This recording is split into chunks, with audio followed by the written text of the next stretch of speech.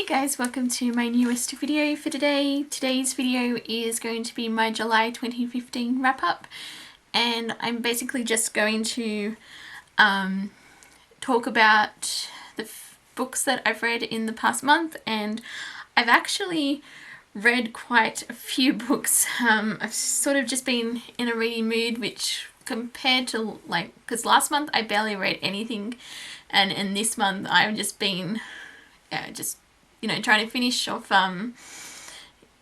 books that I've been reading for the past couple of months, and then also I've been really getting into graphic novels, which I've been just devouring the ones that I've had, and so that's sort of why this particular wrap up has quite a few more books than what would normally be in here. But anyway, I'm just gonna get straight into it.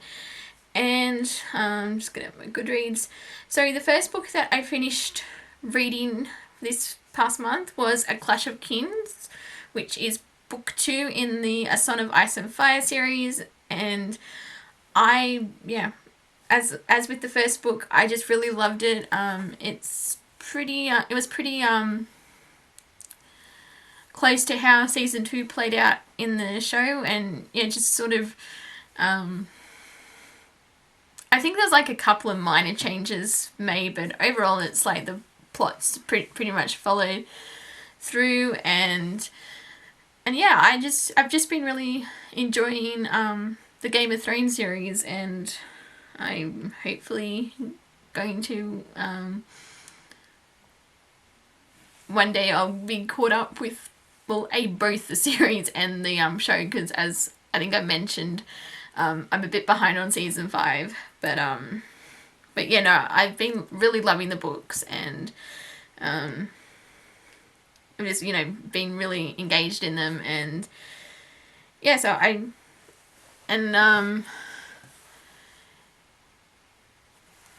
yeah, it's just I thought I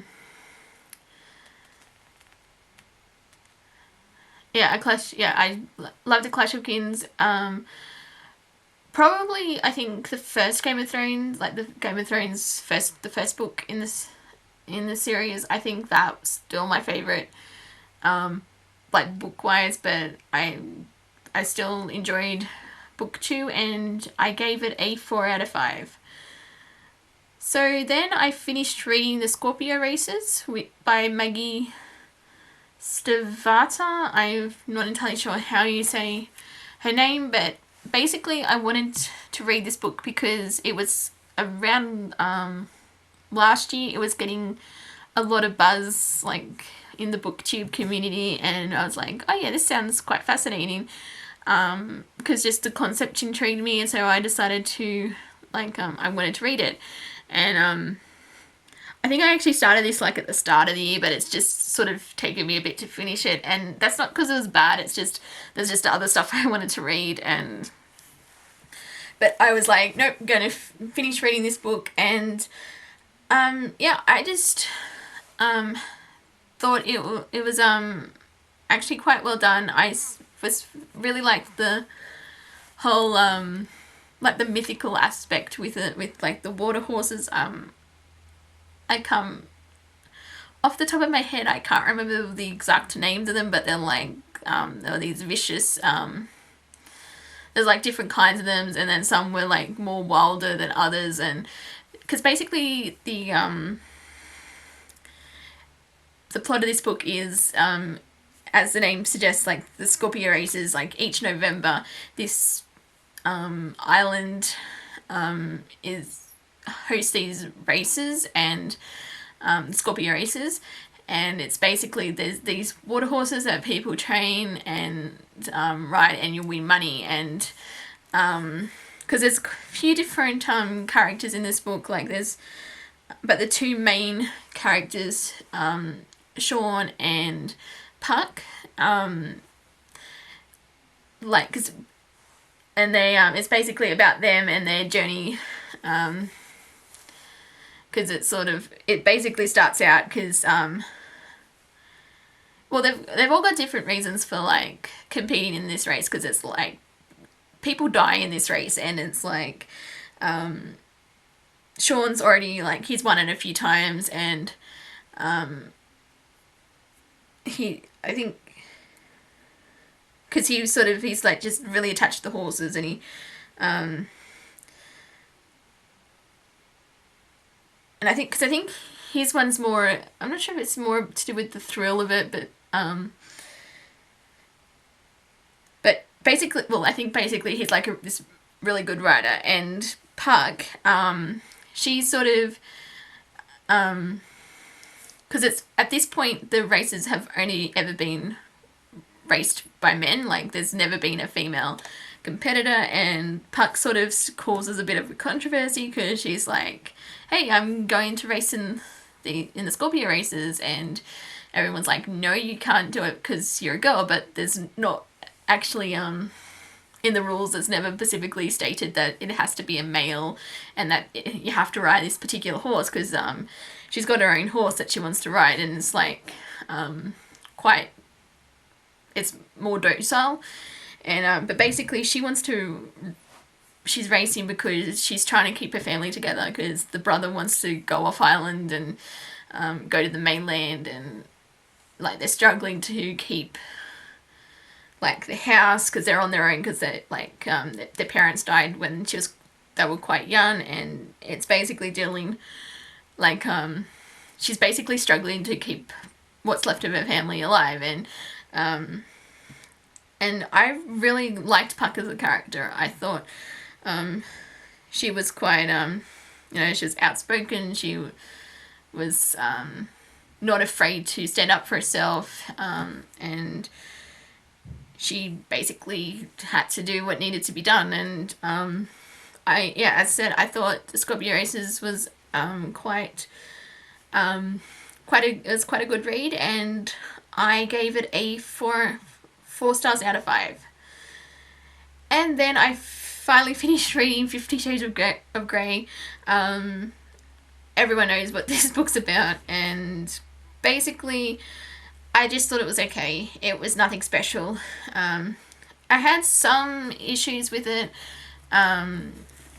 because as I was reading it, because obviously, because I've also seen the film, and I don't know, it's just, because like I know, like obviously, like there's like I just don't know how to put it into words. I know there's like a huge emphasis on consent, but for me, especially in the book, I felt sometimes that didn't come across necessarily, like, because obviously consent is not just you just say yes and that's it. I just sort of felt it was kind of like it was playing out more like an abusive relationship, and that aspect of it was making me like uncomfortable. Like the sex stuff, and that wasn't like an issue. It was just how the relationship between Anna and Christian was played out, and so I don't know, it might just be me, but yeah, there were some parts of that relationship I was just I felt was like manipulative, like more on the part of Christian, because like with the whole dominant submissive part, like I just sort of felt it was more rather than there's more of it about being emotionally controlling and manipulative, rather than, it wasn't just about the whole dominant aspect. I mean, I don't know much about BDSM, like I'm not an expert on it by any means, but just some of that felt a bit off for me, and I ended up giving the book a 3 stars out of 5, and I will probably continue on with the series just to see how it plays out, but it's not a priority for me. Like, I'm not in a massive rush to read them, so but yeah, that was they were my thoughts on 50 Shades of Grey. Then I finished reading Gone Girl, and such a great book. And because I'd seen the movie before I read the book, and but I haven't seen the movie since reading the book. So because I was sort of, as I was reading it, I was like, oh yeah, I can see where this is. I was sort of mentally comparing it based on what I knew from the movie. And as far as I'm aware, it was actually a pretty faithful adaptation to the movie, even if the book was a bit more twisted.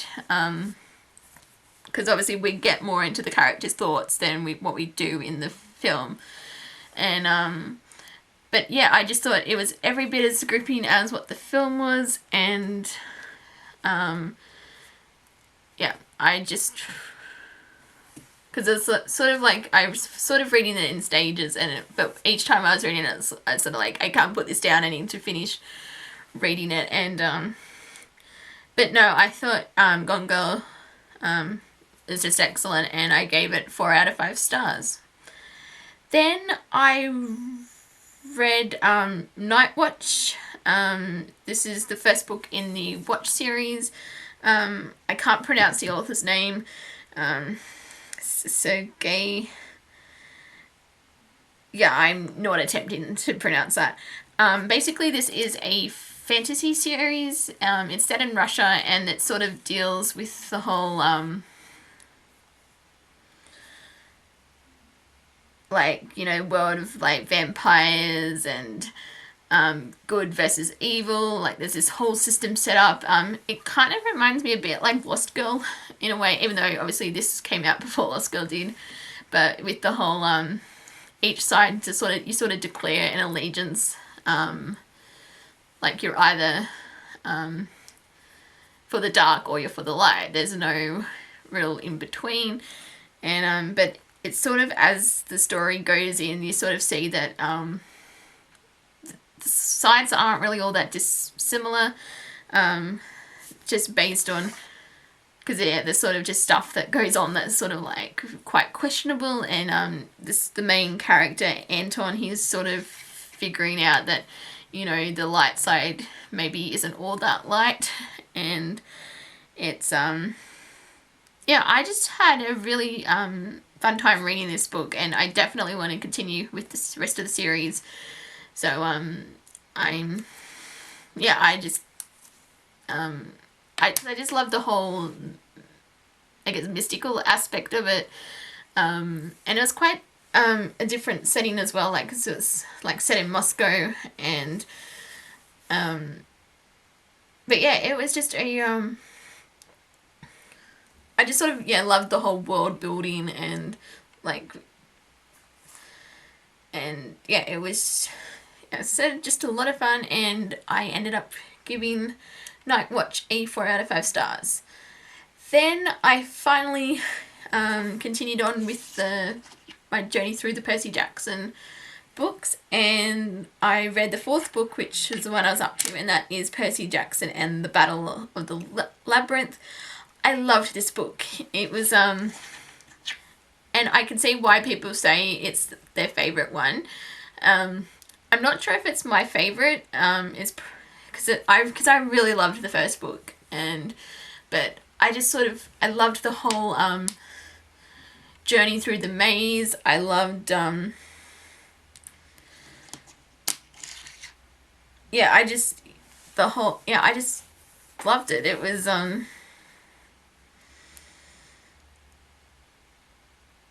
and it was also, because this one you definitely got there's a real sense of danger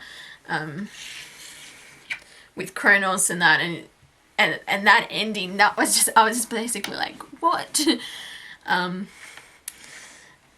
So yes, I'm definitely well, I'd say I'm looking forward to it, but at the same time I'm also going to be quite sad because it's like the final book in the actual Percy Jackson series. I mean, yes, there's the spin-off, and there's Heroes of Olympus, and there's also the Kane Chronicles, I think it's called. But you know, for the actual Percy Jackson books, I'm now up to the final one. But I did think Battle of the Labyrinth did a really good job setting that up, and I just, yeah, with so many twists and turns that I didn't see coming, even though I think I probably should have seen it coming, especially one of the major twists, I just got like, what? And then, yeah, and I just, yeah, I don't know, it's sort of,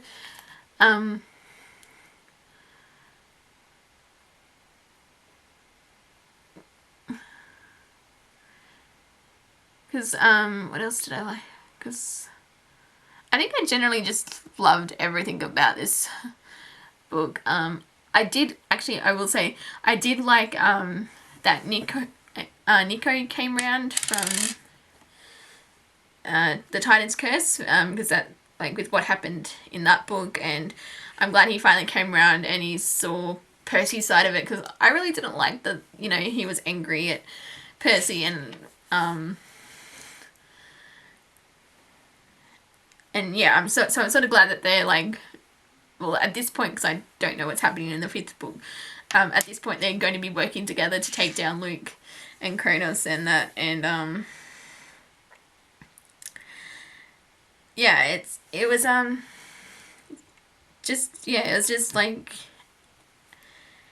yeah, it's just like basically non-stop action. And I also loved the side plot with Grover and Pen, and I was actually really worried for Grover in this book, because when there was like this whole someone's gonna die, and I was just like,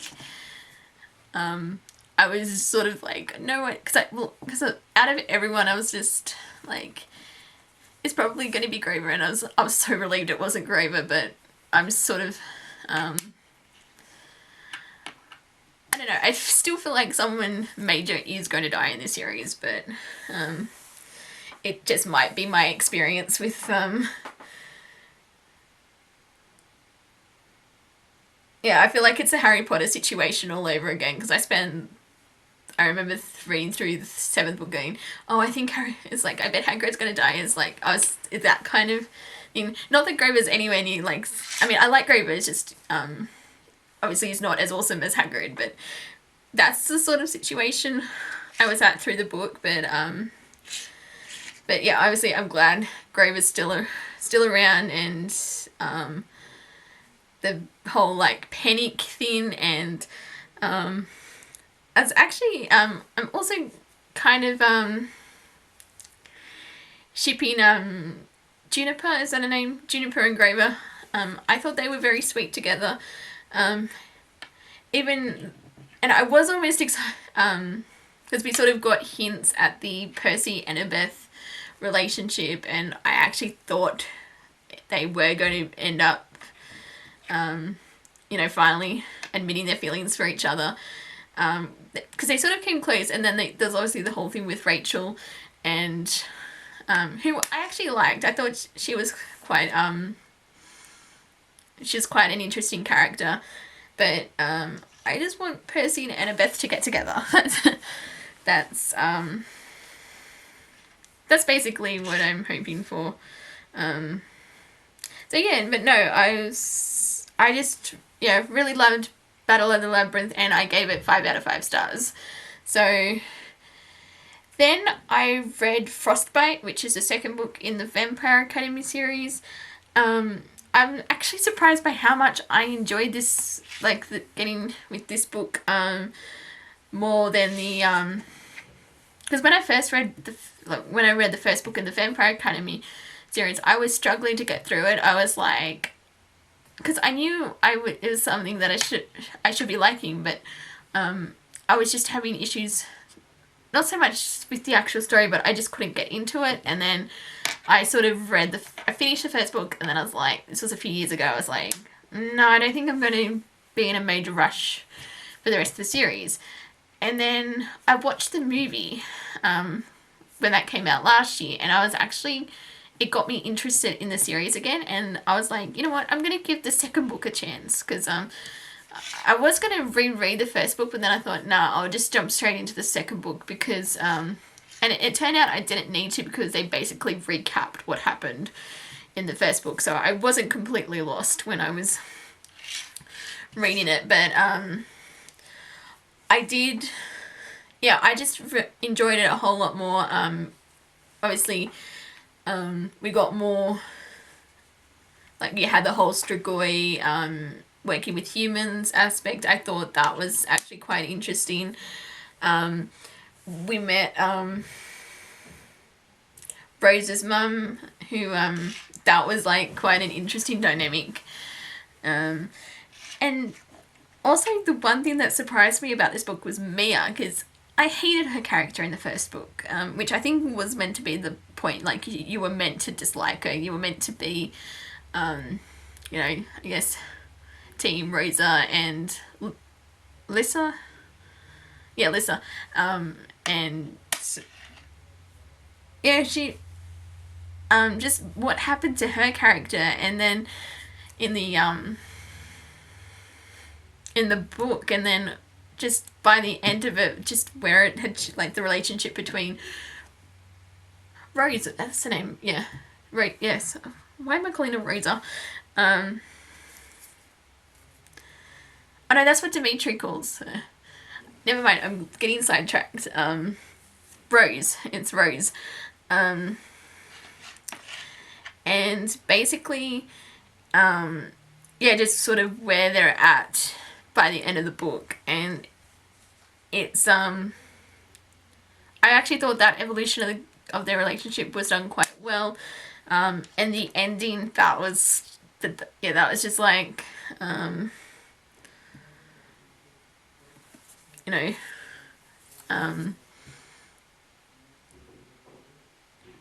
yeah, I just thought that was, yeah, the whole, that,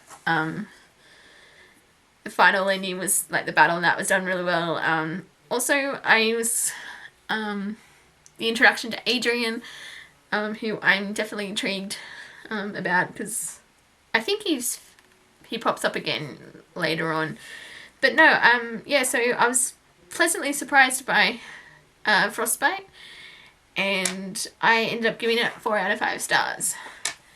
Then I read a couple of graphic novels, and the first one that I read was Star Trek The Next Generation and Doctor Who, Assimilation Square, which, you know, it was a Next Generation Doctor Who crossover. Of course, I was going to read this, and it was everything I wanted in a crossover, because it was basically, you know, what would happen if the Borg teamed up with the Cybermen. Like, so you had each universe's 2 biggest enemies, and you had them teaming up, and the whole, it was just, yeah, it was epic. It was, and I just sort of loved seeing the whole, like, the Doctor, Amy, and Rory on the Enterprise, and just how they worked with the Next Generation crew. And also, I do have to say, one of my favourite parts was Worf asking the Doctor to stop talking. that was I did get a chuckle out of that scene. And also when the Doctor wanted to basically asked Geordie to be his companion, like, to come onto the TARDIS, and the Captain Picard's like, don't even think about it. So, but Geordie as a companion would be interesting, I do have to say that. But yeah, the only thing is like, once it ended, I wanted a sequel, and apparently there were plans for a sequel, because where it finished, like, it left it wide open, and then, it was kind of like, and then I found out apparently they lost, the license after this, story was finished, and so I don't think we're gonna have a sequel, but, it's definitely a story I want a sequel to. So, but I ended up giving Star Trek The Next Generation, Doctor Who, Assimilations 2 or Squared, I'm not sure how it's meant to be pronounced, but I gave it a 4 out of 5 stars. And then I finally read the first volume of The Walking Dead, and I've already seen the first 2 seasons of the show. I really need to get back into the show because I really liked the first 2 seasons. I'd probably have to rewatch it from the start because there's some parts I don't like. Just to like refamiliarize myself, even though but the first volume, I think, I'm assuming, which was at least the first season,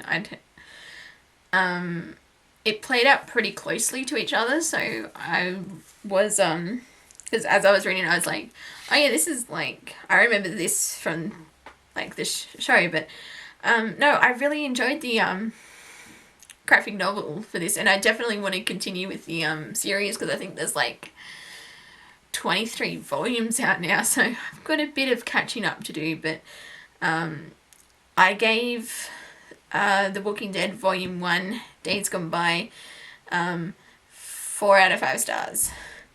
Then I finished reading Fallen, which is the first book in the Fallen series by Lauren Kate, and I know this book has gotten a lot of mixed, like, the reaction's been quite mixed. Again, this seems sort of to be like you either love it or you hate it. I actually got really into it by the end of it because it is slow burning, but sort of once you get into the whole, you know, what the hell's going on background with, you know, you sort of, yeah, I just got really into the story and I ended up really enjoying it. So, and yeah, because it's sort of like a, like, I guess you'd call it paranormal series. And because I haven't really read that many, like, actually I don't think I've really read a paranormal story, but I did quite like this one. I liked, I found it quite interesting, so I ended up giving it 4 out of 5 stars, and I will at some point continue on with the series. So, and then I ended up reading The Flash Volume 2, Rogue's Revolution, which, because I read the first volume towards the start of the year, and I wanted to continue with the Flash because I really actually, because the reason I wanted to get into it because I really like the TV show, and I was like, and I've been wanting to get into, you know, the comic verse and like DC Comics, and so I was like, I'm gonna do the Flash first, like for the start of the New 52, and yeah, and because in the show the whole concept of the rogues intrigues me, and like, you know, Captain Cold and Heatwave and yeah, I just really sort of like that concept, like you know, the whole, you know, group of villains working together. I sort of liked how they sort of like from where they started out and then how they ended up. I thought that was quite an interesting journey, and also I liked that we did get a bit of Barry's backstory. Like, I mean, I knew, at least from the TV show, part of it, and then, like, because I know this is, like, from the New 52 Flash, this is where the TV show drew its inspiration from. Like, it's got a very similar feel to it. And I can definitely see where they've gotten that, because a lot of the backstory was very similar. I don't know how it is in earlier like comic series before they rebooted it, but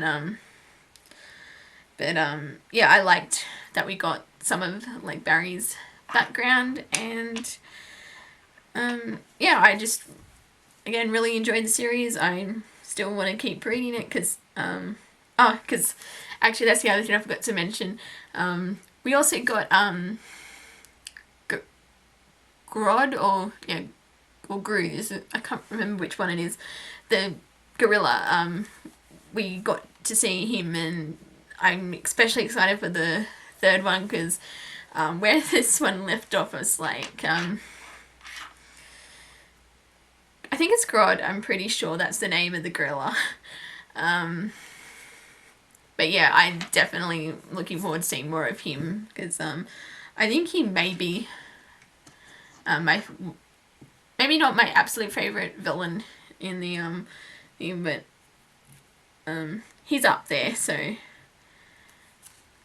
And the other thing, I also like the references to Batman in this one as well, because there was a couple of when he's like, because Barry's one point he has to fake his death, and he tries to get away, and he's like, oh, you're just like Batman, and then he's like saying without all the cool expensive gadgets and that. So, but no, I don't think I gave the rating. I gave the Flash Volume 2 Rogues Revolution a 4 out of 5 stars, and the final book or graphic novel that I read for this month was Serenity, Those Left Behind, and I loved it. It was it's quite interesting, like reading the comics, like, because it actually did feel like it was a TV show episode. It was like just with the characters, and you sort of also, again, I think this one is meant to set up towards the movie, but basically where it left, I was like, I need more, and so I again want to finish. I want to get the rest of the Serenity graphic novels, because I just really enjoyed this one, and I ended up giving this one 4 out of 5 stars. So yeah. And that is it.